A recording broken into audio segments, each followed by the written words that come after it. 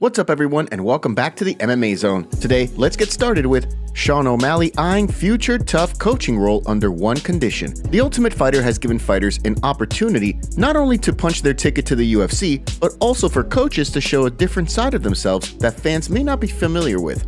For example, when Chael Sonnen and John Jones coached on the show, fans had the chance to see the American gangster behind the scenes as a coach who cared deeply about his fighters. While the role hasn't been exclusively reserved for champions and has often featured champions coaching against number one contenders, like the Ultimate Fighter Season 12, where George St. Pierre coached against contender Josh Koscheck, Sugar Sean O'Malley says he would want to go into a coaching opportunity on the show as a champion. Prior to the UFC announcing McGregor and Chandler as coaches for the show, there was speculation that McGregor could potentially coach against TUF 13 winner Tony Ferguson. Now, however, with McGregor and Chandler on board and the season officially underway, the show has reclaimed its place as a major talking point in the MMA community. During a recent episode of his Bro O'Malley podcast, O'Malley spoke about the situation, stating that he'd like to coach when the time is right. Yeah, it would be fun because I would bring the team. I'd bring Tim, I'd bring Tanquinho, I'd bring Brandon, I'd bring the team, and I think that would be fun. But for me, I feel like coaching, obviously I'd want to be champ. I feel like I have a lot to teach that's not necessarily just fighting. Yeah, exactly. Preparing for fights, I feel like I do it better than anybody in the game. While there's been no word on what the UFC has in store for the next season of The Ultimate Fighter, depending on how things play out in Boston, when Sugar Sean challenges Aljamain Sterling for the 135-pound title, he could find himself in the mix for a coaching role before he knows it. Beneil Dariush predicts McGregor vs. Chandler fight.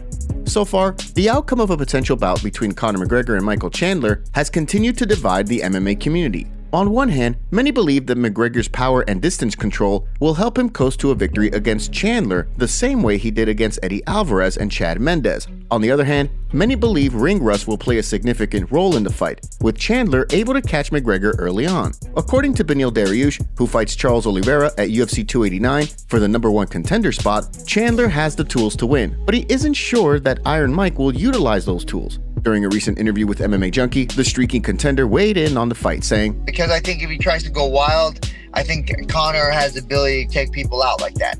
But if he fights smart, he uses the wrestling, he uses the takedown, I think he could have a great fight with Conor, and I think he could definitely win the fight.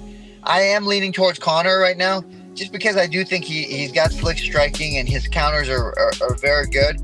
How do you see the fight playing out? Drop your predictions in the comments below.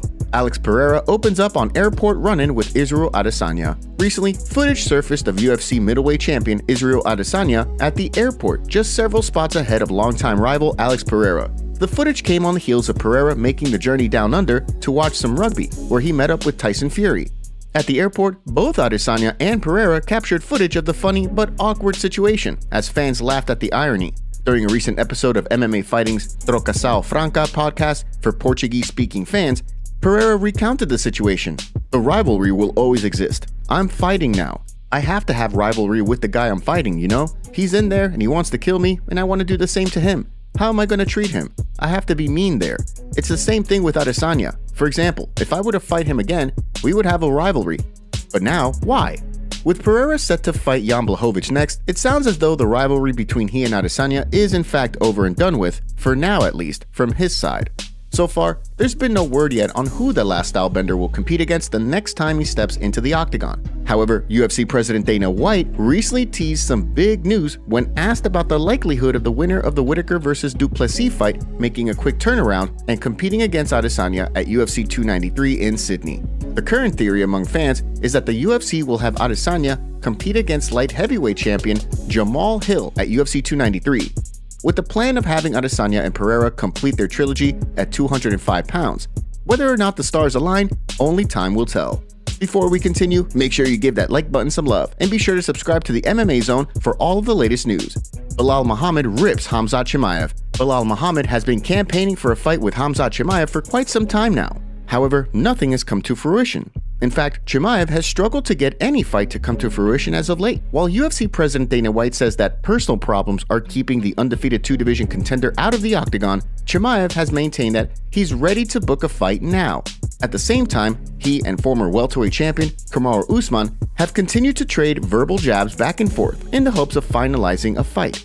Although Kamaru Usman showed up to UFC HQ in hopes of putting the pressure on Dana White to book this fight, the UFC president has remained adamant that he doesn't book catchweight fights.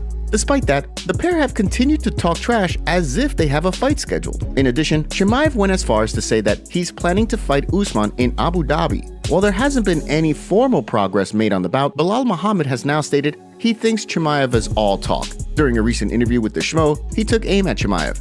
This new Twitter age is kind of annoying because Khamzat's one of those guys, kind of like a McGregor, where he wants the attention, so he'll throw out a random tweet here and there, but nothing ever comes of it, right? And it's like, when they say that, I'm like, bro, that fight's not happening, because they'll talk about it, they'll both say something about it, then there won't be nothing else.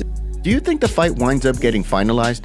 Dustin Poirier opens up on Justin Gaethje rematch. Heading into their highly anticipated rematch at UFC 291, Dustin Poirier knows that Justin Gaethje has evolved to a certain degree since the last time they fought. After coming up short against Charles Oliveira in a bid for the lightweight title last year, Gaethje took some time away from the octagon before returning to fight Rafael Fiziev. When he did, the highlights showed some newfound patience as he worked off the jab and utilized lateral movement better than in previous fights. Because of that, and the pair's first meeting, Poirier knows that he'll be getting into a tough, violent rematch at UFC 291.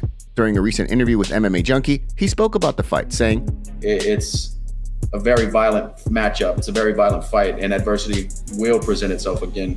I know that, but knowing that helps me make that walk. I feel, everybody's mental is different, but I know I'm going to have to dig down. Like I said in the previous fight, there's going to be a time where I'm going to be sitting on that stool, hurting, bleeding, and I'm going to have to get up and go back out there and get to work. And that's just the mindset of this whole camp for me that I'm going to keep going off of."